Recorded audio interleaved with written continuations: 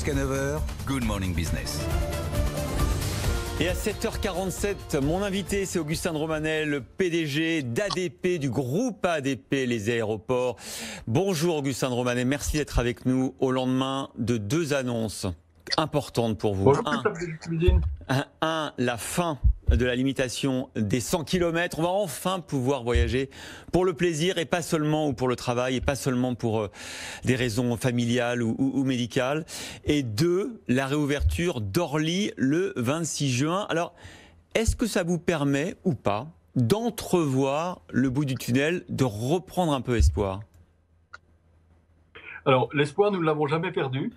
Ce qui est clair, c'est qu'il fallait que nous, exploitants d'aéroports, nous soyons respectueux de nos clients. En tant que plateforme parisienne, le groupe ADP pouvait très bien se contenter de dire les clients iront à Charles de Gaulle et on ferme Orly parce que financièrement, ça n'est pas raisonnable d'avoir une plateforme au nord, une plateforme au sud, surtout quand nous avons entre 3 et 5% du trafic habituel. Oui, c'est vrai, ça aurait été une bonne raison économique de ne pas rouvrir Orly. Oui, objectivement, économiquement parlant, nous avons eu beaucoup de débats internes.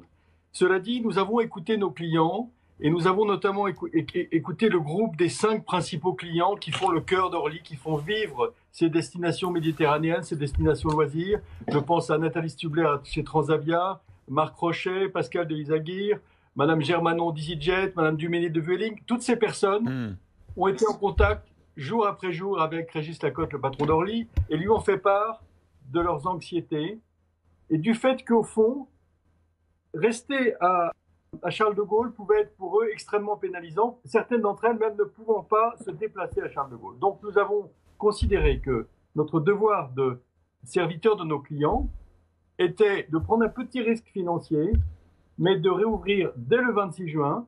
Et puis vous savez, j'ai toujours été convaincu qu'en économie, l'offre révélait la demande. Donc à partir du moment où nous disons à nos concitoyens le 26 juin, vous pouvez venir à Orly, qui est un aéroport proche de la capitale, avec des destinations loisirs. Nous espérons que nous allons faciliter le développement des ventes et qu'au total, nous serons tous gagnants. Vous avez raison, il faut remettre l'espoir et la normalité dans toutes les têtes. Et c'est votre contribution, effectivement, en rouvrant Orly. Et j'ai quand même quelque chose que je n'ai pas entendu quand vous avez cité vos clients.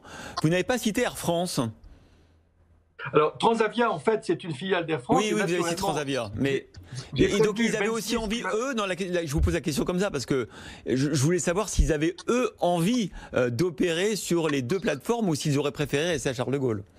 Non, bien sûr, Ben Smith m'a dit dès le début du confinement qu'il était désireux de reprendre à Orly. Il y a par exemple une ligne à laquelle Air France tient beaucoup qui est Orly-New York. Donc Air France, Transavia, l'ensemble du groupe était également désireux de rouvrir Orly. Mais quand vous entendez Air France dire qu'il s'engage à diminuer de 40% son offre de vol intérieur d'ici à 2021, ça vous fait pas sursauter? Pas du tout, parce que Air France est un acteur économique rationnel. Et il est établi que si Air France prend ses décisions, c'est pour des raisons qui tiennent à sa survie économique. Ce qui est clair, c'est que s'il y a une demande des passagers de pouvoir faire fonctionner ces lignes, il y aura d'autres compagnies qui viendront, mais il faut évidemment qu'on respecte l'autonomie de décision de nos clients. Donc vous pensez que par exemple Paris-Bordeaux, qui pourrait être supprimé, sera peut-être desservi par une autre compagnie, peut-être pas une compagnie française d'ailleurs? Effectivement, j'ai déjà eu l'occasion de dire sur d'autres antennes que je pensais que l'interdiction administrative d'une ligne aérienne me semblait probablement assez délicate sur le plan juridique et délicate sur le plan pratique. Imaginez par exemple qu'on supprime d'office la ligne Paris-Bordeaux. Ça voudrait dire qu'il n'y aurait plus de possibilité pour les passagers en correspondance de rejoindre le hub de Charles de Gaulle. Ça veut dire qu'il n'y aurait plus de possibilité pour certaines personnes de faire un aller-retour dans la journée extrêmement rapide et qu'on réserverait le trafic Paris-Bordeaux, par exemple, aux personnes qui pourraient louer un avion privé à partir du Bourget. Je ne suis pas sûr que c'est la société dont nos concitoyens veulent. Et donc vous espérez que la concurrence pallie peut-être effectivement la rationalité économique d'Air France que vous soulignez. Est-ce que vous êtes aussi pessimiste que IATA, Augustin de Romanet, qui n'envisage un retour à la normale du trafic aérien qu'en 2023 ? Alors, ce qui est établi, c'est que le trafic aérien connaît un choc d'une violence exceptionnelle, puisqu'aujourd'hui, nous avons à Charles de Gaulle environ 2% du trafic habituel. J'ai toujours pensé que en économie, lorsque on connaissait une chute, on sous-estimait la chute, et lorsqu'on le redémarrage survenait, on sous-estimait le redémarrage. Donc, ce que j'espère, au plus profond de moi-même, c'est qu'en fait, ça soit en 2022 qu'on retrouve le trafic normal. Néanmoins, il était effectif que nous ne savons pas exactement comment vont réagir deux catégories de population.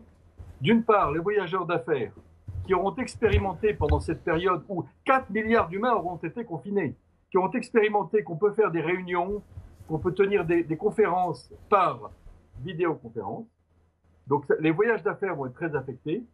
Et par ailleurs, les règles sanitaires vont être désormais la norme dans tous les aéroports, parce que nous avons pour mission de garantir la sûreté sanitaire. Bien sûr. Et peut-être ça va freiner un certain nombre de passagers. Ce que je peux dire d'ailleurs, je saisis cette occasion pour dire que les protocoles sanitaires que mettent en place les aéroports permettent de garantir une vraie sûreté sanitaire. Pour vous donner un exemple, à Charles de Gaulle, depuis que nous avons mis en place les caméras thermiques pour contrôler les passagers, nous avons détecté une seule personne qui avait plus de 38 degrés, et on a détecté que c'était lié à un coup de soleil.